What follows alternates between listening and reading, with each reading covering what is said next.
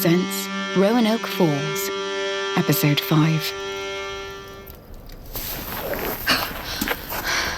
I jerk awake on a pile of flea-infested straw. It's been a day since they arrested me for Thomas's murder. My insides are ragged with fear, my thoughts shattered like pieces of broken glass.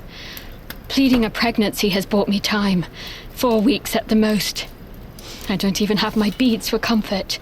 They must have fallen off in the scuffle. What will they do with me? Visitor. I scrabble to my feet. Caleb Jeffers volunteered to guard me, no doubt relishing my fall. He leads James to the front of my cell.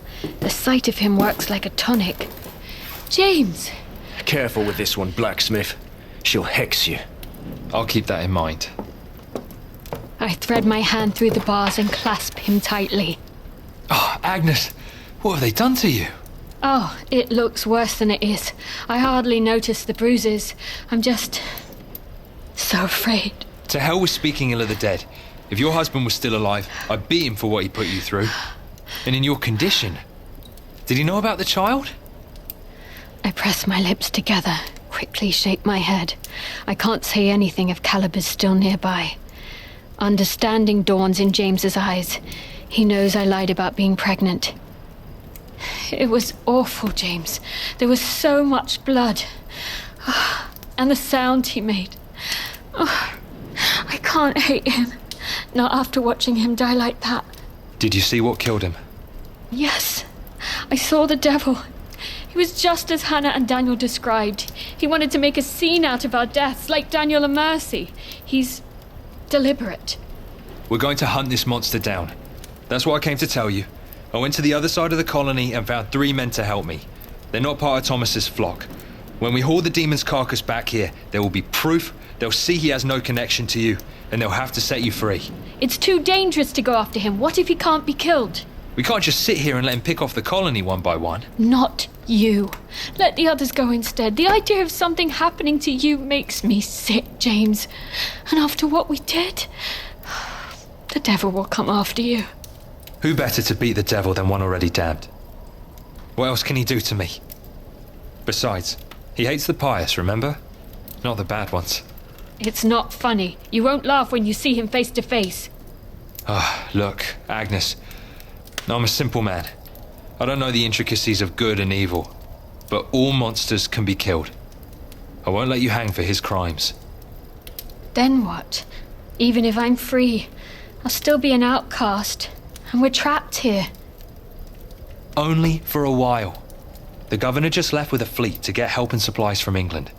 When he returns, you and I can board the ship. And now that Thomas is gone, we could marry. Either here or at home. Start again. That is, if you'll have me. He passes something through the bars. It's my necklace. He found it. Light glints off the yellow bead. Yellow for hope. I thought you wanted to build a home here in Roanoke. I did. But that was before all of this. Anywhere can be home with the right person. I kiss him through the bars. Yes, I'll have you, James Worthing. And for God's sake, be careful. You've seen what this monster can do. Swear you'll come back safely to me. We'll meet again, Agnes. I promise you that. I don't want to let go of his hand. I tried desperately to commit every line of his face to memory.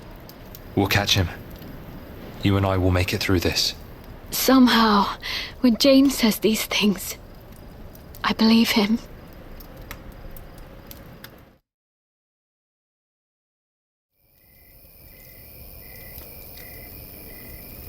Sleep is the last thing on my mind.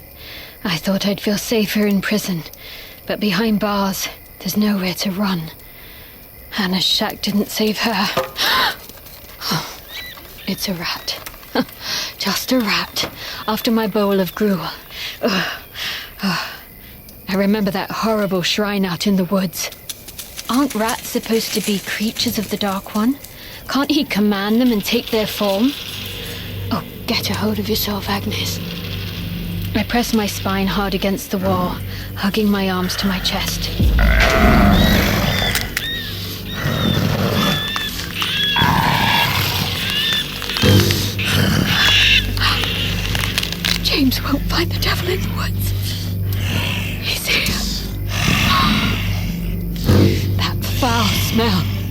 All I can do is stare deep into the void until the void starts to look back.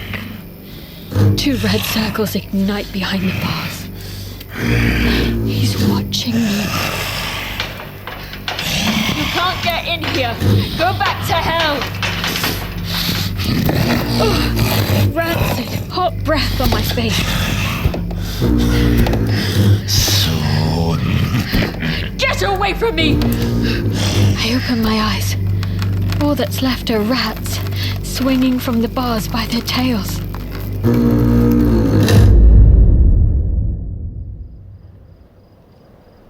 It feels like a month since James was here. Not a single night. The sun hasn't risen, but the gloom has thinned.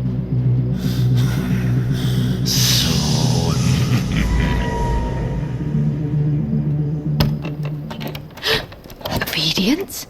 How did you get in here? Shh, we don't have much time. She approaches the cell. Baby Eli nestles in the crook of one arm, his scar angry on his forehead. I've got the keys. I don't move. This must be a trick. Obedience hates me. She'd never do this. What are you doing? I'm letting you go, you fool. The blacksmith told me about the brooch. What?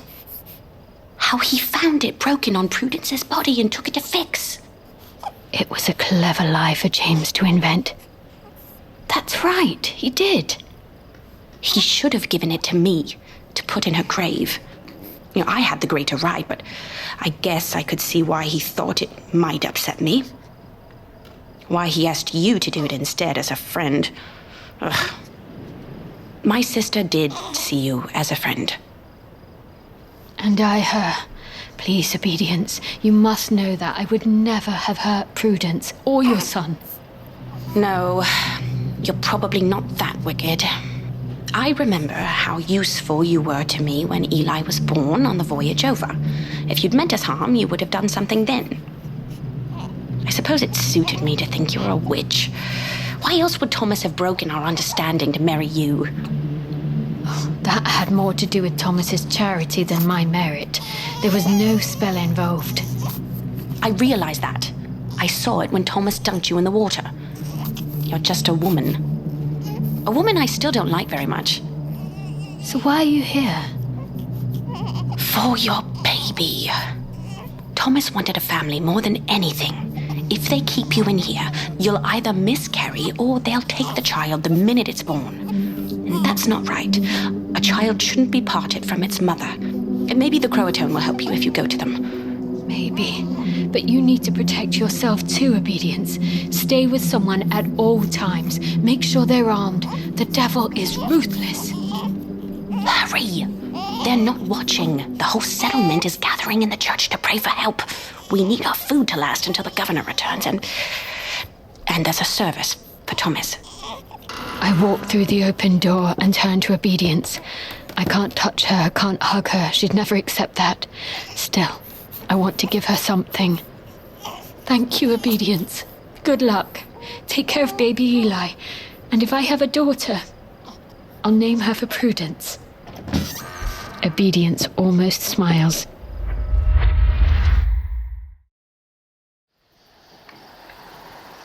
The light is still weak. Obedience took a risk in coming to free me alone.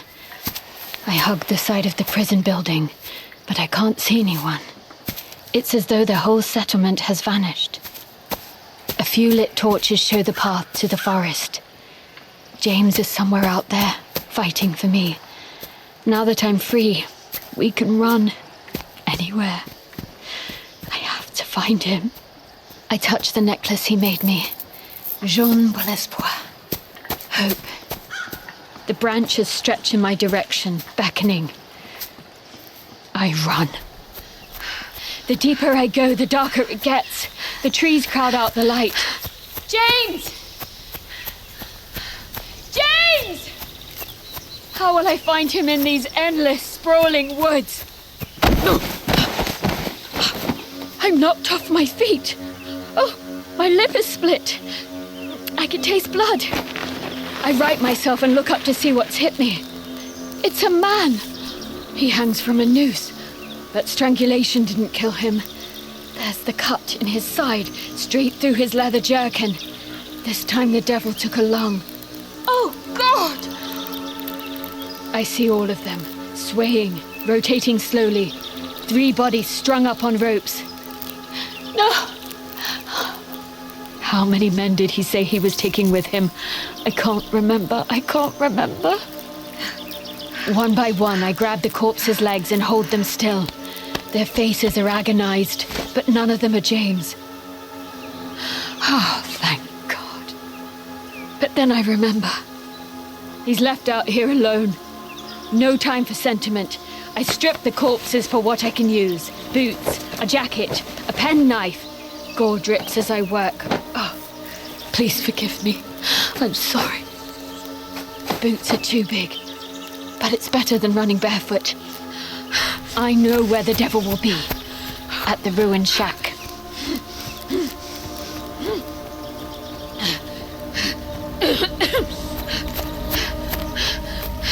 I'm getting closer now. A smell like rotten eggs builds. The darkness unpeels. And I see him. James! He's right there across the water. His back is turned to me. James! It's me! I'm free! But he's too tall. The top of his hat brushes against the leaves. What?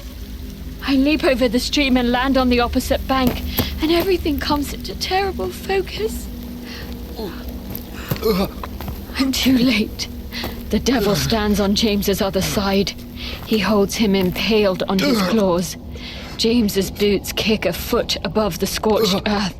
No! Put him down! Blood drips onto an axe and empty musket that lay in the dirt. The devil cocks his skull head. He's still grinning. James! Even as James bleeds out, he motions for me to run. I won't. I make a lunge for the axe. James slides off the devil's claws and lands in a heap. His stomach is pulp, but he's still breathing, still alive. The devil turns and stalks into the woods. Red eyes glare out from his skull, daring me to choose. The axe is in my hands. I could follow and get my revenge, but that would mean leaving James to die here alone. I can't do that. I kneel beside him. James, hold still. I can help you. It's not true. His blood soaks the leaves, taking all my hope with it. Agnes. You can't leave me. I just found you. He tries to take my hand, but his grip is weak. He's so cold. Agnes. Listen. You were never cursed. He's after the church. Just so we thought. The devil was using you to torment Thomas. But... Listen. You're stronger than him, Agnes. You are. His eyes glaze over. He's gone. I cradle his limp body, refusing to believe. He can't be dead. The axe head glints, seems to smile at me. My anger rises again, sharp and honed to a point. Gently, I lay James aside and reach for his axe again. I'll find this demon, and I'll show him the meaning of hell.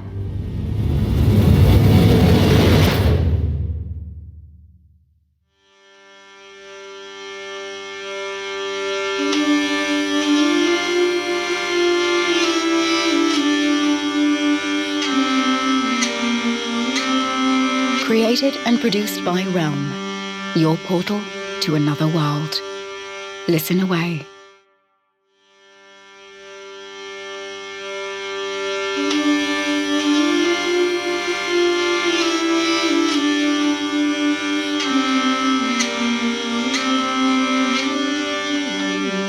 Roanoke Falls is written by Purcell Produced by Nicole Otto and Haley Wagreich.